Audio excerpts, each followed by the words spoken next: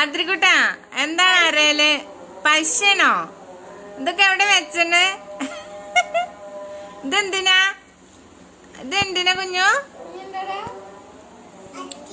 അക്കി മേടിക്കാനാണോ? എത്ര പശുണ്ട്? 5 പശനോ? എന്തിനാണ് പൊന്നു? എത്ര അക്കിയമ്മ മേടിക്ക? 5 അക്കിയമ്മ മേടിക്കാനാണോ? അയ്യോടാ, ദീദി കുട്ടിയുടെതൊക്കെ മേടിച്ചു വെച്ചാ?